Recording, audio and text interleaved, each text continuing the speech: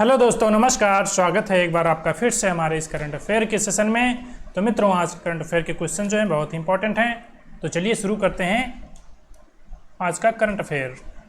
पहला क्वेश्चन है साथियों, हाल ही में विश्व हाइड्रोजन शिखर सम्मेलन और प्रदर्शनी 2024 कहाँ आयोजित की गई? तो बताइए, world hydrogen summit and exhibition 2024 ये कहाँ पर आयोजित की गई? ये की गई रोटरडम, जो कि नीदरलैंड में है, रोटरडम। ठीक है, ऑप्शन डी इसका राइट हो जाएगा, रोटरडम। ये 13 से 15 मई तक की आयोजित की गई नीदरलैंड में। तो इसके बारे में देख लेते हैं, ये सम्मेलन क्यों हुआ था। भारत ने रोटरडम में 2024 विश्व हाइड्रोजन शिखर सम्मेलन में अपना मंडप स्थापित किया। इसका उद्घाटन कब हुआ? 12 मई को नवीकरणीय मंत्रालय द्वारा भूपिंदर सिंह भल्ला जो कि हैं, और 13 से 15 मई ये चला कार्यक्रम। और इसमें जो है दुनिया भर के 15,000 प्रतिनिधियों ने इसकी मेज़बानी की है। और ये क्यों आयोजित किया गया था? क्योंकि सस्टेनेबल एनर्जी काउंसिल और नीदरलैंड सरकार सहित भागीदारी आयोजित की गई इनके द्वारा। ये जो है ग्रीन हाइड्रोजन टेक्नोलॉजी को बढ़ावा देने के लिए देने वाला एक प्रमुख मंच है, जो अस्थायी रूप से ईंधन का स्रोत है। ठीक है, इसे ग्लोबल रूप पे अपनाया गया। ठीक है, तो याद रखिएगा इतना।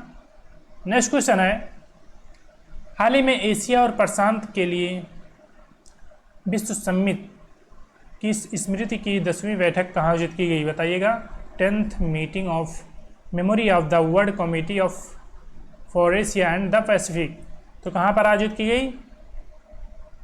ये की गई उलान बटार मंगोलिया, जो कि मंगोलिया की राजधानी है, यहाँ पर की गई। ऑप्शन बी राइट हो जाएगा, उलान बटार में की गई है। ठीक है, भारत से रामचरितमानस, पंचतंत्र, सहृदयालोकन, लोक और लोकन को 2024 के लिए यूनेस्को जो है इसको memory of the world Asia Pacific regional register में शामिल किया गया है। और ये वंशावली साहित्य और विज्ञान की उपलब्धियों को स्वीकार करते हुए समिति का निर्णय मंगोलिया के उलान बटार में ये 10वीं आम बैठक है। 10वीं बैठक है ये मंगोलियाई सरकार और यूनेस्को द्वारा आयोजित बैठक में 38 सदस्य राज्य प्रतिनिधि और 40 पर्यवेक्षक थे इसमें। ठीक है, याद रखिएगा कहाँ पर हुआ था? मंगोलिया में। नेक्स्ट क्वेश्चन है, हाल ही में संयुक्त राष्ट्र द्वारा किस दिन को विश्व फुटबॉल दिवस के रूप में घोषित किया गया? तो इम्पॉर्टेंट है, स्टार बना लीजिए आप लोग, इम्पॉर्टेंट है ये। तो किसके द्वारा कब किया गया? यूनाइटेड नेशन के द्वारा ये किया गया 25 मई को। 25 मई को अब हर वर्ष मनाया जाएगा विश्व फुटबॉल दिवस। तो याद रखिएगा, विश्व फुटबॉल दिवस 25 मई को मनाया जाएगा। देखिए, इसमें 7 मई को जो अभी संयुक्त राष्ट्र महासभा ने 193 सदस्य जिसमें शामिल हैं, इन्होंने सालाना विश्व फुटबॉल दिवस 25 मई को मनाने के लिए एक प्रस्ताव पारित किया गया है। और इसमें संयुक्त राष्ट्र के लीबिया के राजदूत ताहिर अल सोनी ने प्रस्ताव पेश किया था इसे, और इससे 160 देशों से अधिक सदस्यों ने इसकी सहमति इस पर हस्ताक्षर किया। ठीक है, और इसमें फुटबॉल के लोकप्रियता को प्रकाश डालते हुए ये दुनिया भर के सभी शहरों में ये चर्चा करने के लिए जोर दिया गया है। नेक्स्ट क्वेश्चन, और इसके बारे में देख लेते हैं, थोड़ा इंपॉर्टेंट डेज है।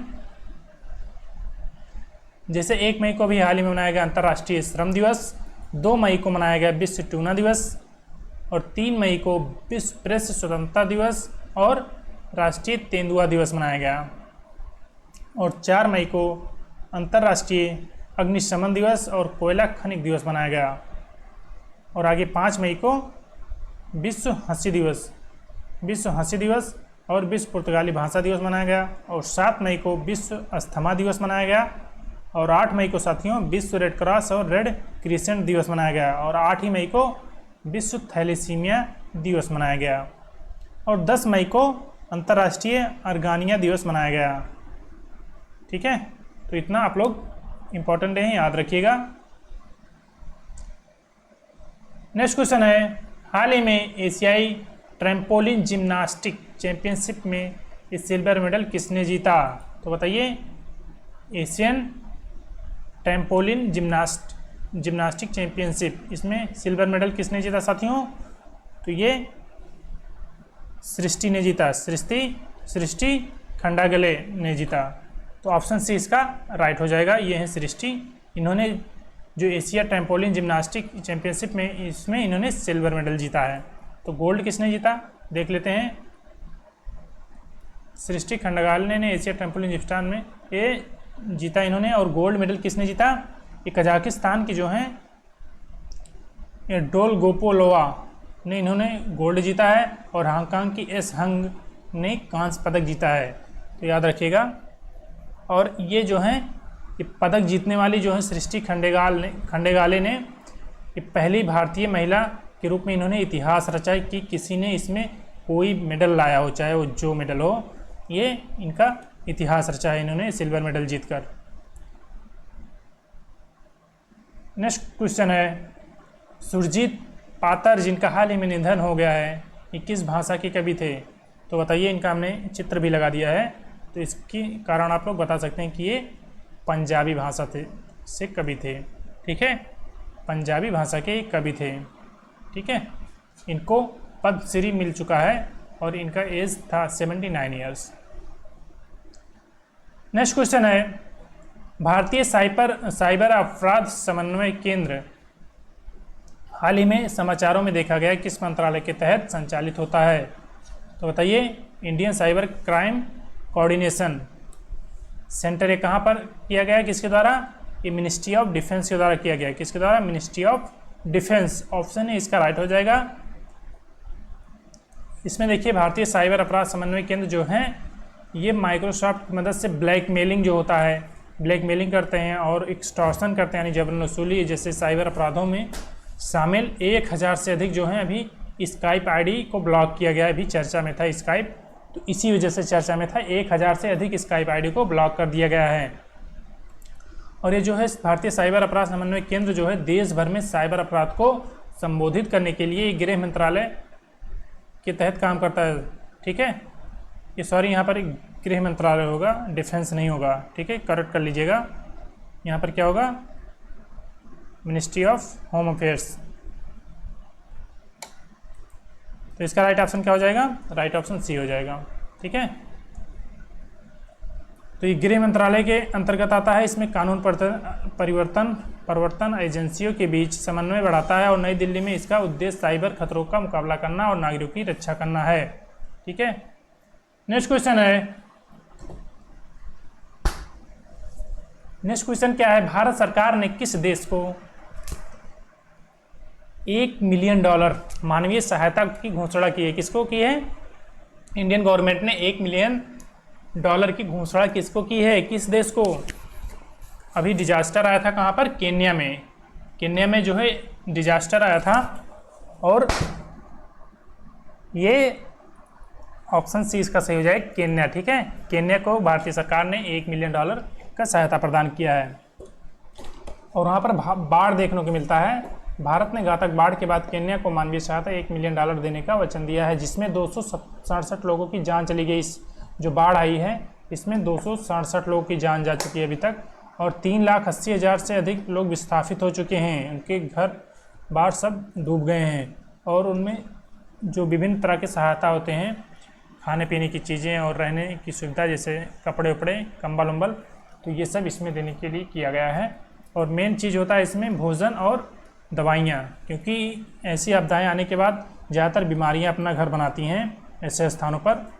तो खाने पीने की चीज़ें, पहनने और मेडिसिन की ज़्यादा आवश्यकता होती है इसमें।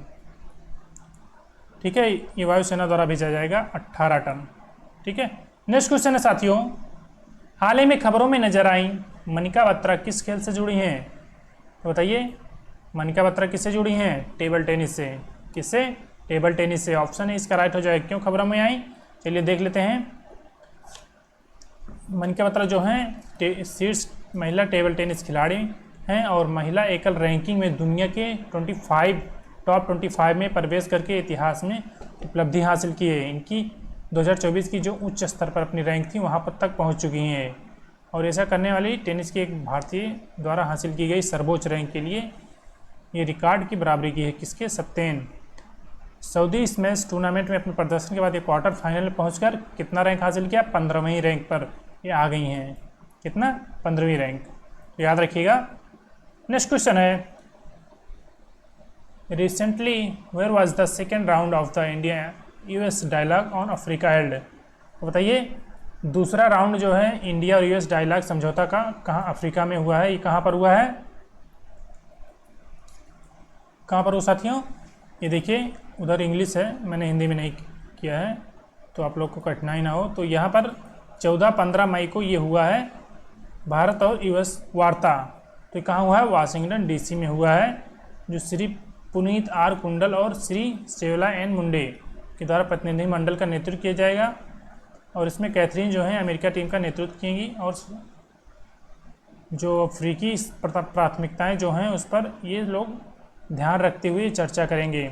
अफ्रीका में विकासात्मक जो परियोजनाएं हैं उस पर सहयोग बढ़ावा देने के लिए ये लोग कर रहे हैं इसकी मीटिंग। और भारत अध्यक्षता के दौरान G20 में अफ्रीका संघ को शामिल किए जाने के बाद यह पहली वार्ता है जब से अफ्रीकन यूनियन G20 में अभी शामिल हुआ था ना, जब इंडिया में हुआ था G20 सम्मेलन, तो वहाँ पर अफ्रीकन यूनियन को भी इसका पार्ट बनाया गया है, मेंबर बनाया गया है G20 का। ठीक है, तो ये वाशिंगटन डीसी हो जाएगा, ऑप्शन बी यहाँ राइट हो जाएगा, ऑप्शन बी। ठीक है, नेक्स्ट क्वेश्चन है, हाल ही में भारत सरकार ने किस देश को, ये तो हो चुका है, सॉरी 2 बार हो चुका है, ये केन्या हो जाएगा। और मैप हमने ऐड किया है केन्या का, तो देखिए ये रहा केन्या, इसका पड़ोसी देश सोमालिया, इथियोपिया, साउथ सूडान, इधर युगांडा और रवांडा और तंजानिया, ये दोनों हैं। और यहाँ केन्या और सोमालिया में वाटर डिस्प्यूट रहता है, क्योंकि सोमालिया चाहता है ऐसे मैप रहे, हमारा ऐसा पूरा क्षेत्र रहे, और केन्या चाहता है ऐसा। तो ये जो बीच का जो पूरा रीजन है इसके कारण ये डिस्प्यूट में रहता है, तो ऐसे ऐसे बटा है। ठीक है, तो इधर आप देखेंगे कि साउथ अफ्रीका में, अफ्रीका कॉन्टिनेंट में